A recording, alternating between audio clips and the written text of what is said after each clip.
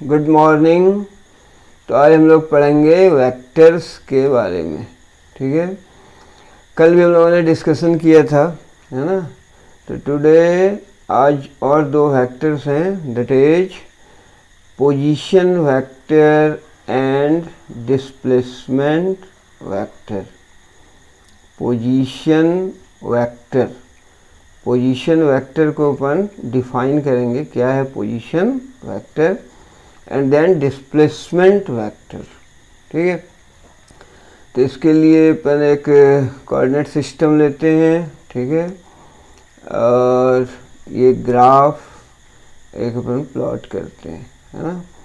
The graph plot करेंगे like this.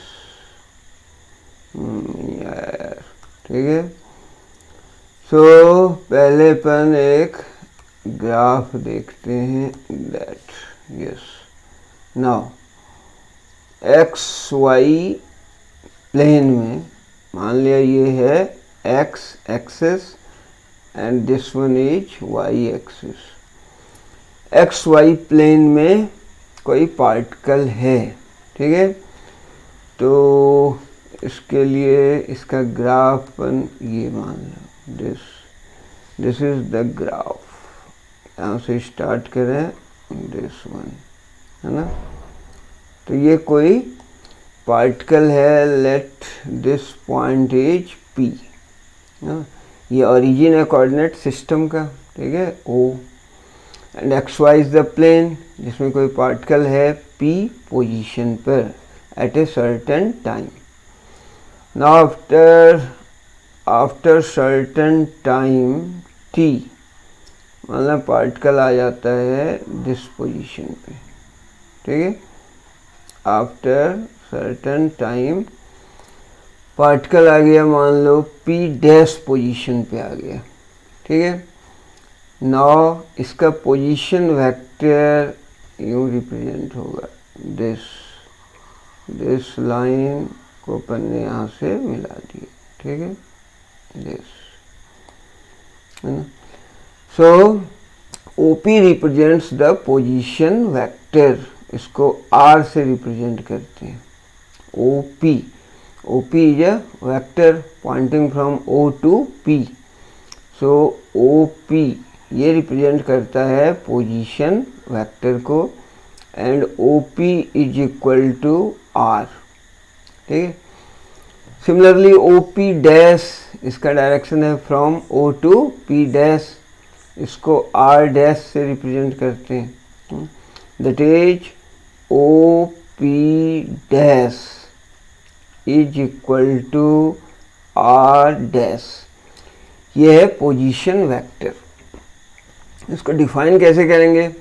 Position vector specify, it is a vector of course, position vector is a vector which specifies the position of an object with reference to origin।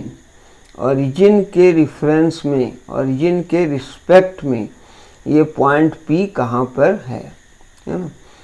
जैसे यहाँ लिया अपन ने coordinate system X Y plane में कोई particle है ना, P point पर है, तो इसका पोजीशन वेक्टर होगा OP is equal to R से इसको रिप्रेजेंट करते हैं।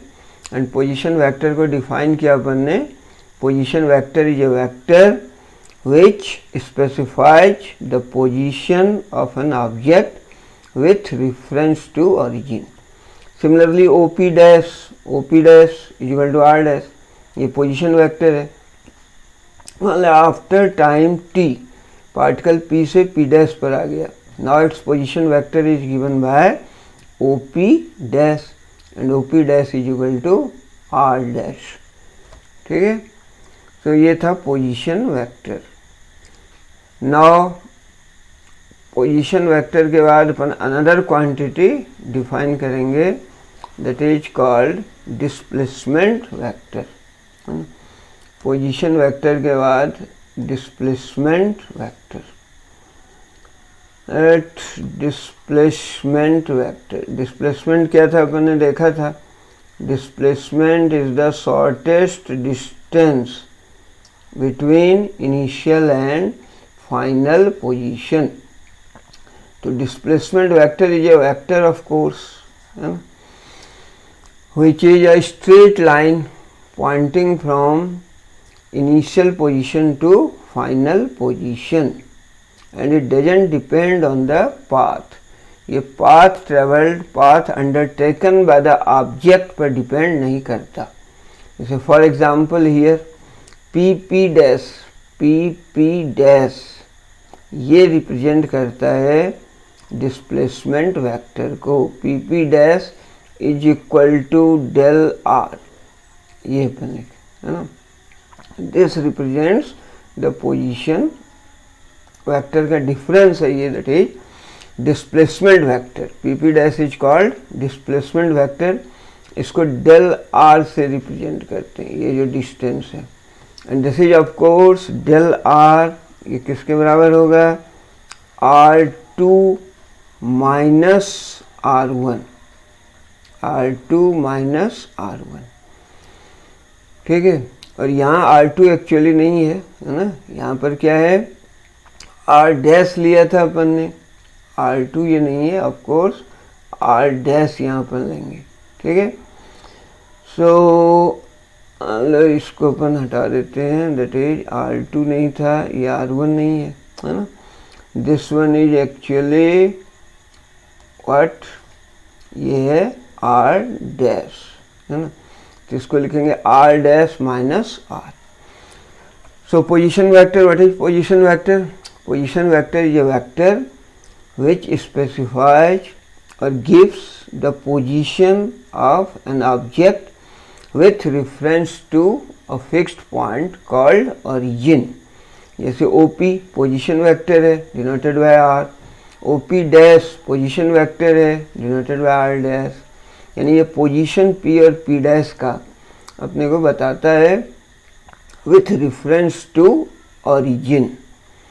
नाउ डिस्प्लेसमेंट वेक्टर देखा अपन ने. Displacement vector represented by PP dash in this diagram. This is the shortest distance or the straight line, straight line drawn between two positions, initial and final positions, PP dash. ठीक है. And this is represented by del r, difference of position vector r dash minus r is equal to del r. और ये जो displacement vector है ये path undertaken पर depend नहीं करता है. मान लो P से P डैश इस पाथ से आए, P से P डैश इस पाथ से आए, या अनदर पाथ से आए, या दिस पाथ से आए, है ना. कोई भी पाथ टेकन हो, ये पाथ एक्चुअल पाथ लेंथ पर डिपेंड नहीं करता है. दैट इज एक्चुअल पाथ पर डिपेंड नहीं करता है. whatever path is undertaken to go from P to P dash उस पर डिपेंड नहीं करता है. ये simply initial and final position पर डिपेंड करता है. इनिशियल एंड फाइनल पोजीशन पर डिपेंड करता है. ठीक है. उसके बाद अपन देख रहे थे addition of vectors. Addition of vectors, vector को ऐड जब करते हैं तो इसके लिए अलग लॉज हैं. एडिशन ऑफ वेक्टर्स के लिए अलग लॉ है. सिंपल जो अपन स्केलर क्वांटिटी के लिए ऐड करते हैं वो अलजेब्रिक सम नहीं है. जैसे 10 kg mass plus 5 kg 15 kg, so like that इसको अपन ऐड नहीं कर सकते. और कल अपन ने इसके बारे में कुछ देखा था. एक सिंपल मेथड था, that is head to tail method, है ना. अब अपन कुछ इसमें लॉज हैं एडिशन के लिए. जैसे एक है triangle law of vector addition. Triangle law, triangle law of vector addition. ये क्या कहता है ट्रायंगल लॉ? ट्रायंगल जैसा कि क्लियर है, ये कहता है यदि दो वेक्टर्स अपन ने लिए, लेट अस सपोज कि एक वेक्टर है दिस वन, ठीक है, एंड अनदर वेक्टर एक और अपन ने लिया मानो दिस वन, ठीक है. इसका डायरेक्शन यूं है, यूं दिस, ठीक है, और ये भी ऑफ कोर्स वेक्टर है। Let us suppose this is vector A and this one is vector B. एक वेक्टर ए है और एक वेक्टर बी है, ठीक है। तो इस तरह से लेना है वेक्टर्स को कि जो वेक्टर ए है और वेक्टर बी, टू वेक्टर्स है ना, कि वो रिप्रेजेंट करता है both in magnitude and direction two vectors को, ठीक है।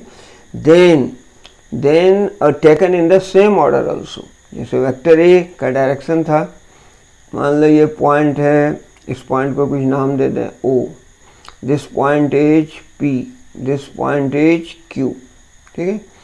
देन दिस जो क्लोजिंग साइड है ये सम ऑफ वेक्टर्स को रिप्रेजेंट करता है ना, क्लोजिंग साइड ऑफ दिस। मान लो इसको अपन ने यहाँ से क्लोज कर दिया, क्योंकि ट्रायंगल में 3 साइड्स होते हैं, ठीक है। ट्रायंगल में 3 साइड्स होते हैं, पता है, ट्रायंगल, 3 एंगल, 3 साइड्स, ठीक है। तो triangle law of vector addition ये स्टेट करता है कि if two vectors are represented by the two sides of a triangle both in magnitude and direction taken in the same order, then the closing side or the third side of the triangle will represent the sum of or resultant of these two vectors but taken in opposite order, ठीक है। यानी कहने का ये मतलब है कि कोई दो वेक्टर, जैसे यहाँ लिया अपन ने वेक्टर ए वेक्टर बी, अगर ये दो वेक्टर किसी ट्रायंगल के दो साइड को रिप्रेजेंट करते हैं both in magnitude and direction, उस वेक्टर का जो लेंथ है मैग्नीट्यूड बताएगा, है ना, एंड डायरेक्शन एरो बता रहा है। तो ये दो साइड जो है ट्रायंगल के, ये यदि बता रहा है ट्रायंगल के जो दो साइड हैं ये रिप्रेजेंट कर रहा है both in magnitude and direction, है ना, टू वेक्टर्स को taken in the same order, order same होना चाहिए। यानी कैसे गए अपन, ओ से पी की ओर, पी से क्यू की ओर, यानी किस सेंस में जा रहे हैं, अगर देखा जाए तो एंटी क्लॉक वाइज सेंस में जा रहे हैं, है ना, एंटी क्लॉक वाइज सेंस में जा रहे हैं। Then the third side that is O Q will represent the resultant of these two vectors both in magnitude and direction but taken in opposite order, opposite order में, यानी OQ represent कर रहा है ये रिजल्टेंट को, that is resultant R is equal to sum of vector A and vector B, ठीक है। तो A B का सेंस देखो क्या था, कैसे जा रहे थे अपन, एंटी क्लॉकवाइज सेंस में, बट आर जो हुआ रिजल्टेंट वो क्लॉकवाइज सेंस में आ रहा है, ठीक है, from left to right upward, ठीक है। सो ये कहता है triangle law of vector addition, ठीक है। आई होप कि क्लियर हो गया, है ना। अब ट्रायंगल लॉ के बाद और एक होता है parallelogram law of vector addition. दो को ऐड करने के लिए लॉ है, और एक पॉलीगन लॉ, यदि दो से ज़्यादा वेक्टर्स हो, if there are more than 2 vectors, then polygon law of vector addition वो अप्लाई करते हैं अपन, है ना।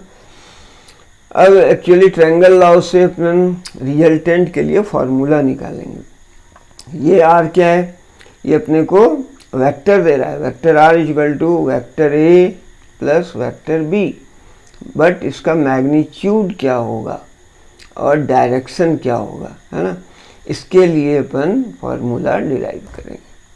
क्लियर। तो ये ट्रायंगल ध्यान में रखना है, दिस इज द ट्रायंगल, ठीक है।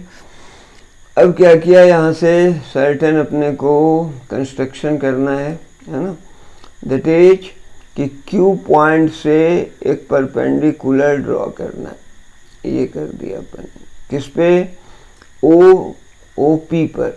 तो इस ओपी को अपन बढ़ाएंगे अब, ठीक है, ओपी को एक्सटेंड करें अपन, ये था, इसको अपन ने एक्सटेंड किया। ठीक है, चलिए थोड़ा ठीक डायग्राम नहीं बन रहा है, तो इसको अपन ने एक्सटेंड करना है ना। तो शेप लिया अपन ने दिस, है ना। क्या किया, क्यू से परपेंडिकुलर ड्रॉ किया था अपन ने, क्यू से परपेंडिकुलर ड्रॉ किया एंड देन ये हो गया, है ना। तो ये जो डिस्टेंस है दैट इज, इसका कुछ नाम दे देते हैं अपन, आर नहीं दे सकते, है ना, कुछ दे देते हैं, मान लो एस दे दिया अपन ने। ठीक है, सो नाउ ये जो एंगल है, दिस एंगल, ये हो गया, ये जो एंगल है this one, vector A and vector B के बीच का एंगल है, इसको मान लें थीटा। ठीक है, angle between two vectors, vector A का डायरेक्शन यूं है, दिस डायरेक्शन हॉरिजॉन्टल, और बी वेक्टर ये है अपना, है ना। तो बी एंड ए के बीच का एंगल है थीटा। It is the angle between two vectors A and B. ठीक है, कंस्ट्रक्शन क्या किया, क्यू से अपन ने परपेंडिकुलर ड्रॉ किया, सो दिस वन इज परपेंडिकुलर, है ना। इस बी को यहाँ से हटा देते हैं, थोड़ा कंफ्यूजन क्रिएट कर रहा है ना। ये बी को अपन यहाँ से इरेज कर देते हैं, चलिए। ठीक है, नाउ अब अपन निकालेंगे इसके लिए, हम लोग क्या निकालेंगे, मैग्नीट्यूड के लिए एक्सप्रेशन। ठीक है, अब ये कैसा ट्रायंगल है, triangle O Q S, in triangle O Q S, O Q S right angle triangle है। ठीक है, राइट एंगल ट्रायंगल में hypotenuse that is O Q जो रिजल्टेंट को रिप्रेजेंट कर रहा था, O Q square, hypotenuse square H square is equal to P square plus B square, है ना। तो दो वेक्टर्स के बीच का एंगल थीटा है ना। तो ये हो गया P square that is Q S square plus क्या होगा, O S square, O S का होल स्क्वायर। ये तो सिंपल है, पाइथागोरस थ्योरम पता है, O Q square is equal to O S square plus Q S square. अब इसका वैल्यू अपन रख देंगे, what is O Q R है, तो ये आर एक्चुअली अब मैग्नीट्यूड है इसका, R square is equal to Q S निकालने के लिए यहाँ से अपने को निकालना पड़ेगा साइन ऑफ थीटा का, अगर वैल्यू निकालें अपन, साइन ऑफ थीटा पता है P by H, sine theta P by H that is Q S upon 90 के सामने की साइड क्या है, ये वेक्टर था, ये वेक्टर एक्चुअली बी है ना। तो अपॉन पी क्यू हो जाएगा, पी क्यू, और यहाँ से अपने को क्यू एस का वैल्यू निकल जाएगा, what is Q S is equal to P Q का मैग्नीट्यूड है बी दैट इज बी, है ना, sine theta, B sine theta, Q S का वैल्यू निकल गया। सिमिलरली कॉस थीटा के लिए अपन एक्सप्रेशन लिख सकते थे, what is cos of theta, cosine of theta B by H होता है, B that is P S, इस ट्रायंगल में P S, B by H, H फिर पी क्यू है, दैट इज यहाँ से पी एस का जो वैल्यू है वो हो गया पी क्यू बराबर बी है इसका मैग्नीट्यूड, बी कॉस थीटा। ठीक है, क्यू एस का वैल्यू निकल गया B sine theta and P S का वैल्यू निकल गया बी कॉस थीटा, इसका अपन यहाँ यूज करेंगे। And what is Q S जो निकला है इसका वैल्यू अपन रखेंगे बी साइन थीटा का whole square that is B sine theta का होल स्क्वायर प्लस, अब O S, what is O S, O P plus P S, O S is O P plus P S and what is O P, ये vector A है, इसका magnitude A हो गया, plus P S का value यहाँ पर निकाल चुके हैं, that is B cos theta, B cos theta, है ना। ये हो गया पूरा A plus P S B cos theta का होल स्क्वायर। क्लियर। अब इसको आगे बढ़ाते हैं हम लोग। देन क्या हो जाएगा, R square is equal to, then it will imply R square is equal to B square हो गया, है ना, B square sine square theta plus A plus B का होल स्क्वायर, ए स्क्वायर पता होगा प्लस बी स्क्वायर, तो हो गया B square cos square theta plus 2ab cos of theta, cos of angle between A and B. इसको यदि simplify कर लें तो r is equal to root over A square plus B square plus 2ab cos of angle between two vectors. ये expression आ गया resultant के लिए, है ना। Resultant is given by this formula. Clear. R equal to root over A square plus B square कैसे हुआ, B square sine square, B square cos square, B square को कॉमन ले लो, sine square theta plus cos square theta equal to 1 plus 2ab cos theta. तो ये जो formula है ये कोसाइन फार्मूला भी कहलाता है। दिस इज कॉल्ड कोसाइन फार्मूले, है ना, दिस इज कोसाइन फार्मूला। और this is used to find the resultant of two vectors. If a and b are two vectors, then their resultant is given by r is equal to root over a square plus b square plus 2ab cos theta. Actually r क्या दे रहा है, magnitude of resultant, magnitude of resultant दे रहा है। अपने को direction भी निकालना होता है ना। तो यहाँ जैसे देखें इस डायग्राम में, सो इफ दिस एंगल, इस एंगल को अपन क्या मान लें, अगर ये अल्फा है तो दिस एंगल इज अल्फा, और ये अल्फा कौन सा एंगल है, विच the resultant R, resultant vector R max with vector A. Alpha is the angle जो कि रिजल्टेंट बना रहा है वेक्टर ए के साथ, वेक्टर ए एंड रिजल्टेंट के बीच का एंगल है। तो यहाँ से अपन tan ऑफ अल्फा निकालेंगे, यहाँ से अल्फा निकल जाएगा। tan ऑफ अल्फा इस ट्रायंगल में क्या होगा, p by B that is QS upon OS, QS upon OS। tan of alpha is equal to p by B that is QS by OS। tan of alpha is equal to QS upon OS, ये था ना, QS upon OS, ठीक है। And OS is equal to A plus PS। PS कितना था, PS का जो value है B cos थीटा है, तो ये हो जाएगा A plus B cos theta. And what is QS, B sin theta. तो ये वैल्यू अपन यहाँ रख देंगे, ठीक है। तो ये वैल्यू रख दिया अपन ने, ठीक है।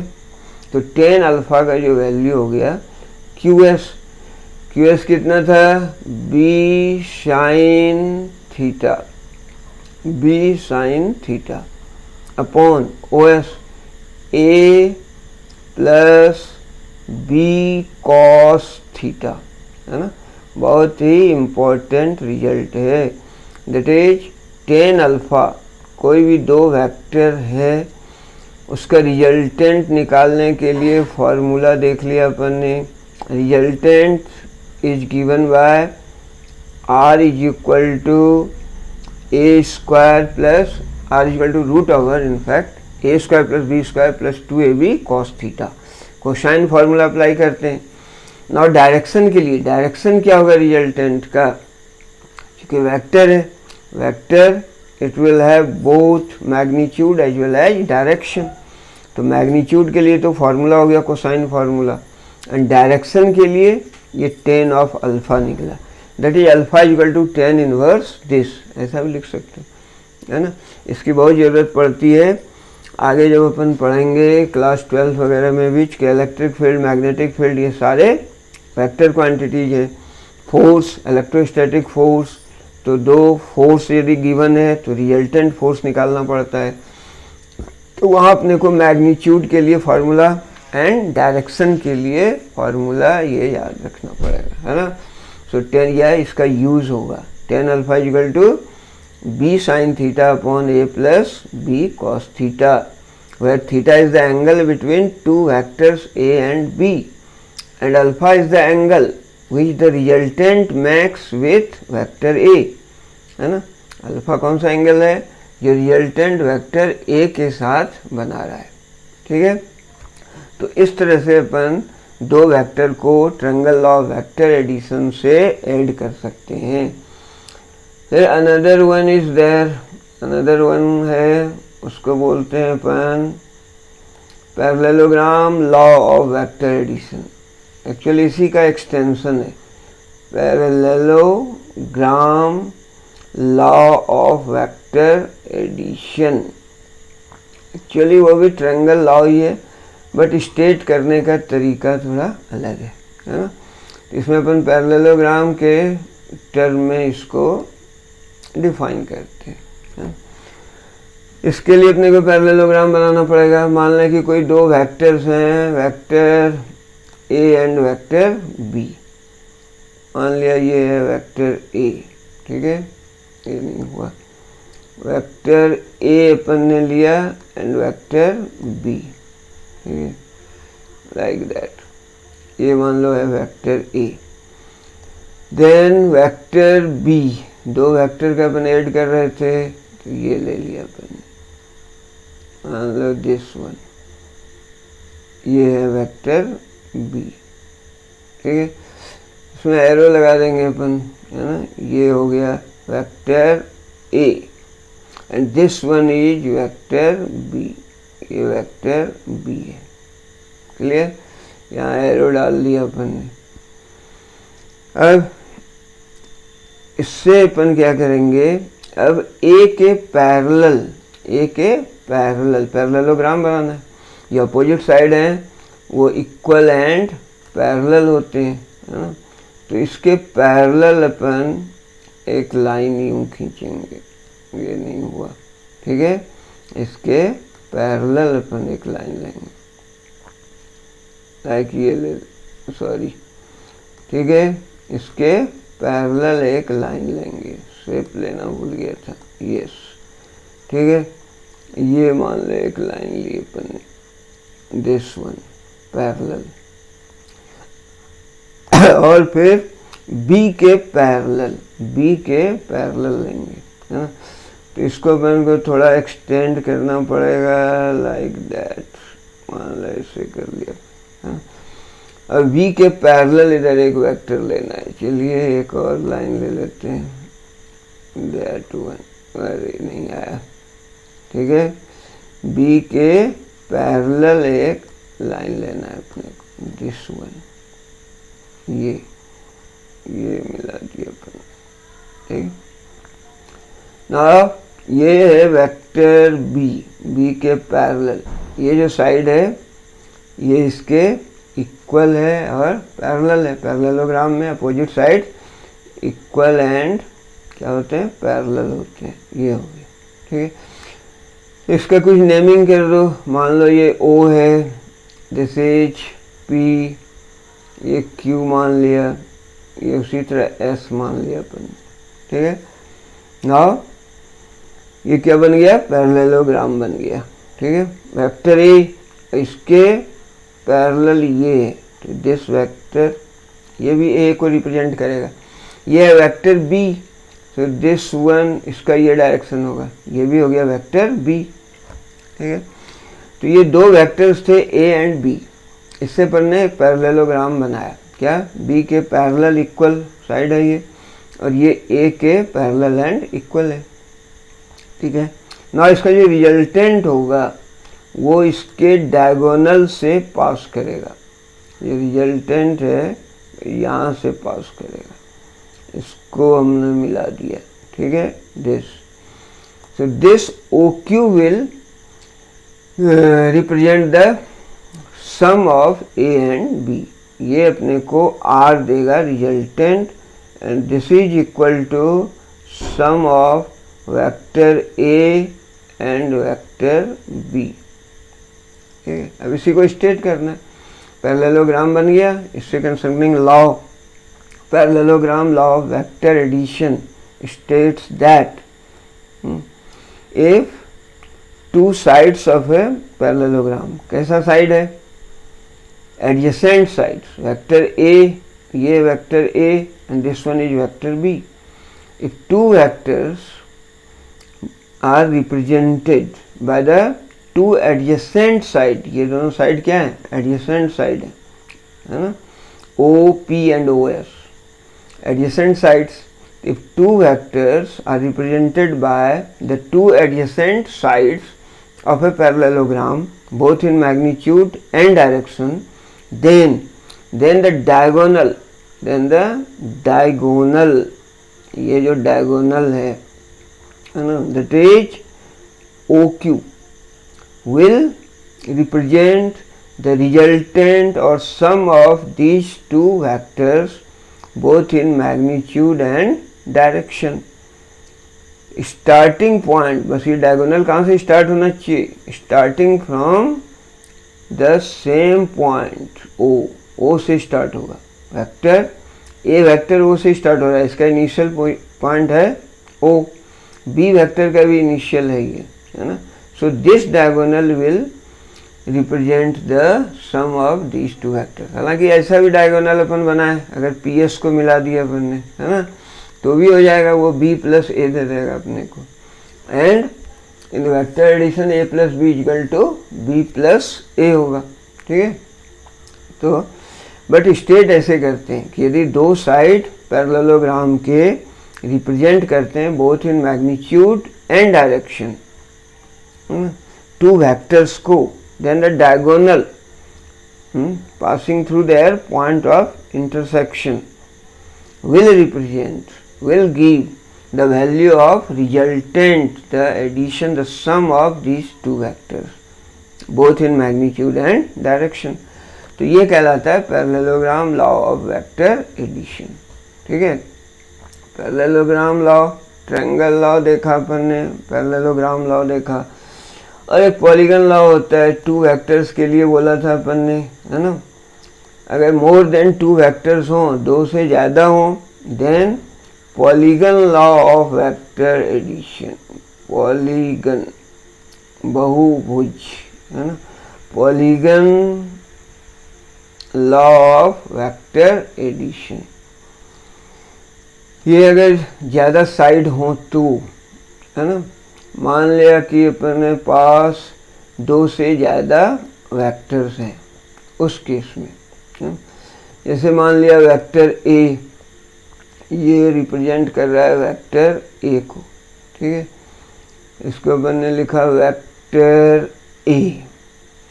अनदर वेक्टर ले लेते हैं अपन, है ना, जो कि रिप्रेजेंट कर रहा है वेक्टर बी को। उसको यहाँ ही बनाना जरूरी नहीं था, चलिए इसको अपन अनडू कर देते हैं। ठीक है, अनदर वेक्टर लिया अपन ने, लेट अस सपोज इसका डायरेक्शन यूं है। ठीक है, let us suppose this is vector B. ठीक है, फिर अनदर वेक्टर लिया, मोर देन टू वेक्टर्स लेना है अपने को, है ना। मान लिया ये वेक्टर लिया अपन ने, this vector, let us suppose this is vector C. ठीक है, ए बी सी। ठीक है, और एक वेक्टर ले लेते हैं, चलिए चार वेक्टर ले लेते हैं। Another vector is this one, इसको बोल दिया अपन ने वेक्टर डी। तो ये 4 वेक्टर्स हैं, ए बी सी डी, है ना। और इनको अपन क्या करेंगे, टिप टू टेल मिला सकते हैं, टिप टू टेल उस मेथड से। या पॉलीगन लॉ क्या कहता है, एक्चुअली उसी का एक्सटेंशन है ये, है ना। तो क्या करेंगे अपन, अब इसके लिए मान लो यहाँ पर एक फिगर बना लेते हैं, है ना, ठीक है। या इसको मैं इरेज कर देता हूँ, या ये दिखेगा नहीं तो यही बनाना पड़ेगा, चल यार। तो वेक्टर ए को अपन ने ले लिया यहाँ पर, दिस इज वेक्टर ए का ये डायरेक्शन था। वेक्टर बी का ये डायरेक्शन है। तो क्या करेंगे, इसको उठा के यहाँ रखना है बी को, ताकि ए का जो हेड है बी का tail, tip to tail coincide करना है ना। तो बी वेक्टर को अपने को लेना पड़ेगा, बी वेक्टर, उसका डायरेक्शन कुछ यूँ होगा, ये रफली, ठीक है, दिस इज द डायरेक्शन मान लीजिए। और ये हो गया बी, ये था वेक्टर बी और ये है वेक्टर ए, ठीक। सी, अब सी को इस तरह से यहाँ रखना है कि इसके हेड से इसका टेल कोइंसाइड करे। तो चलिए सी ले लेते हैं, सी वेक्टर। इसका डायरेक्शन देखना पड़ेगा, डायरेक्शन एंड मैग्नीट्यूड दोनों सेम होना चाहिए, ठीक है। This one, direction and magnitude same होना चाहिए। मान लिया ये वेक्टर रिप्रेजेंट कर रहा है वेक्टर सी को, सी हो गया। अब डी लेना है अपने को, दिस वन, और एक वेक्टर लेना पड़ेगा, ये ले लेते हैं डी का डायरेक्शन कुछ यूं है। तो यहाँ से मान ले यूं मिल रहा है, ठीक है। This one is vector D, हो गया। वेक्टर ए बी को उसके पास लाया, इसके हेड से बी का टेल कोइंसाइड कराया, है ना। नाउ फिर सी को उसी तरह रखा अपन ने, फिर डी को उसी तरह रखा। ये क्या दे रहा है एक्चुअली, ये इसका हेड है ना, ये टेल था।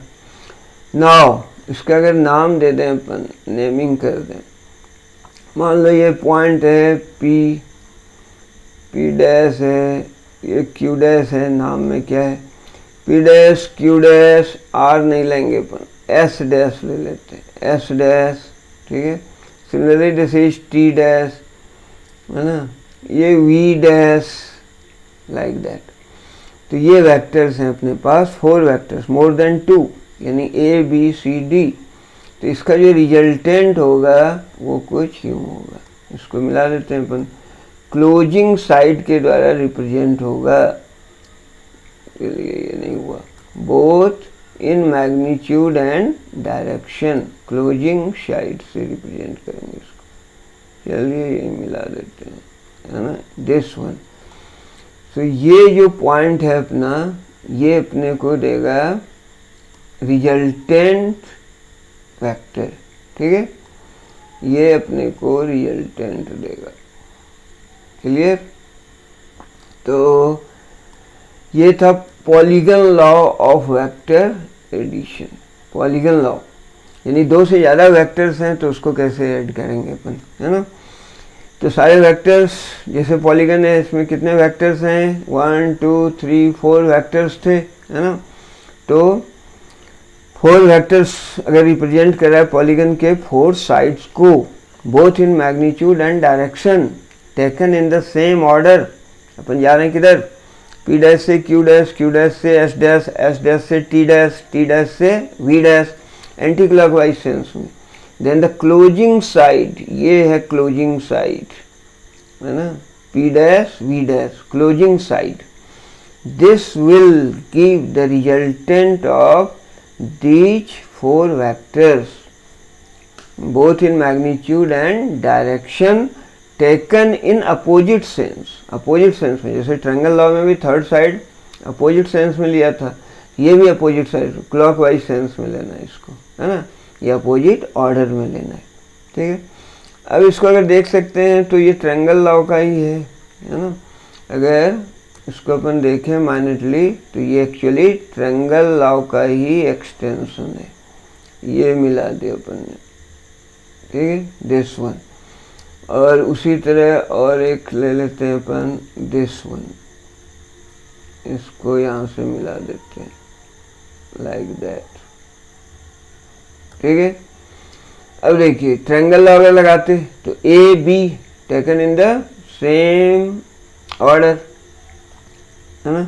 अगर ए बी दो वेक्टर्स को रिप्रेजेंट कर रहे हैं, ट्रायंगल के दो side both in magnitude and direction taken in the same order, then ये अपने को क्या हो गया, रिजल्टेंट हो गया ए प्लस वेक्टर बी, ठीक है। अब ये मिला दिया फिर अपन ने, तो ये p डैश s डैश हो गया a dash plus b dash, this is the vector pointing from p dash to s dash. Now p dash s dash and s dash t dash, इसका जो रिजल्टेंट है ये represent कर रहा है, यानी ये कितना हो गया a dash plus b dash plus c dash, ठीक है। और फिर ये dash plus B dash, sorry vector A plus vector B plus vector C हो गया, सॉरी, ठीक है। अब इस तीनों को, ये है क्या, ये है वेक्टर डी था, ये था वेक्टर डी, ठीक है।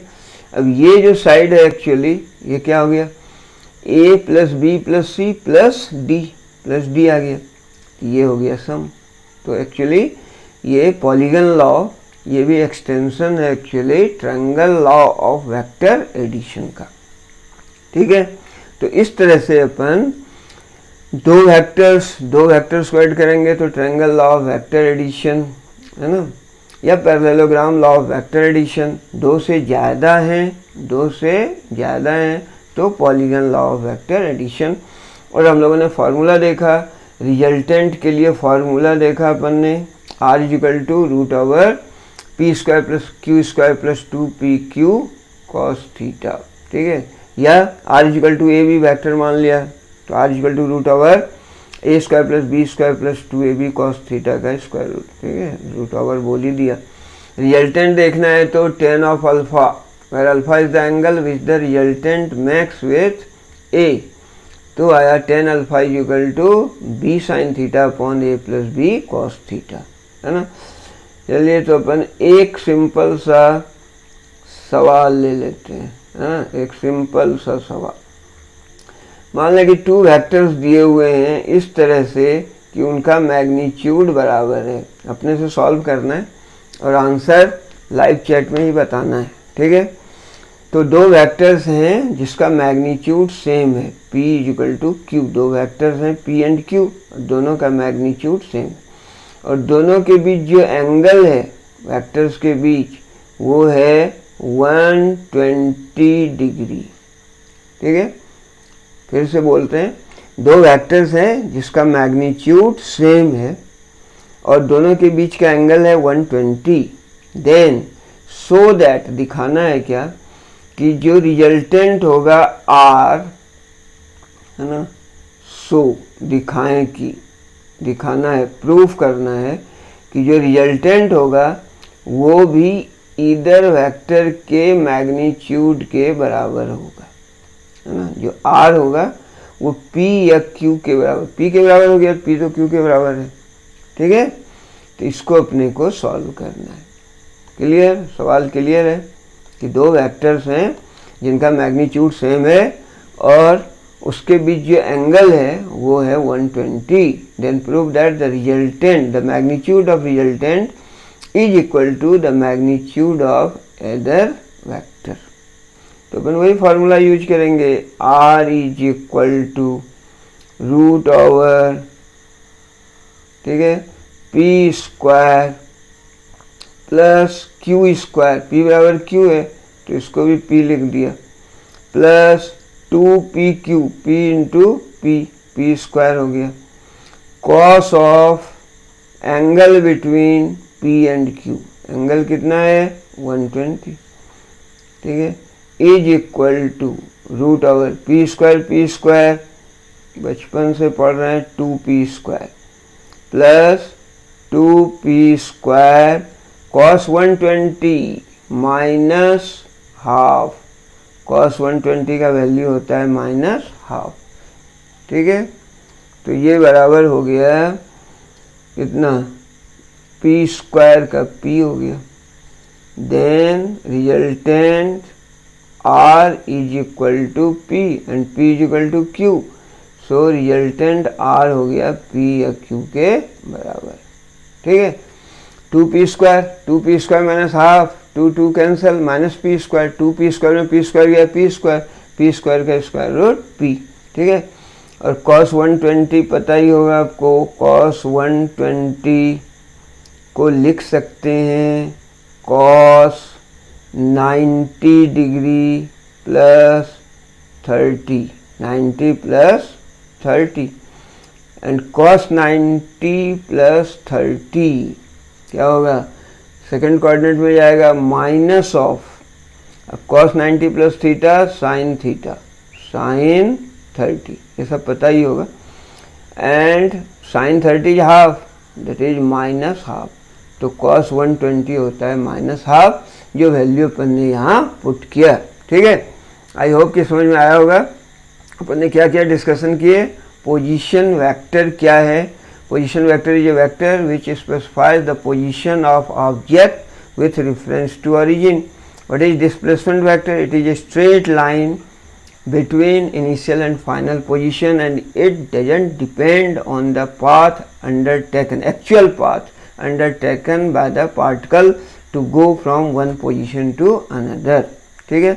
फिर triangle law of vector addition देखा अपन ने, triangle law of vector addition, then देखा अपन ने parallelogram law of vector addition, triangle law से magnitude and direction resultant vector का निकाल सकते हैं। Then parallelogram law, polygon law देखा, 2 से ज़्यादा वेक्टर हैं तो polygon law of vector addition, ठीक है। देन इस पर एक सिंपल, इस फॉर्मूले पर बेस्ड एक न्यूमेरिकल देखा अपन ने, ठीक है। आई होप कि समझ में आ गया होगा। And now it's time to say what, it's time to से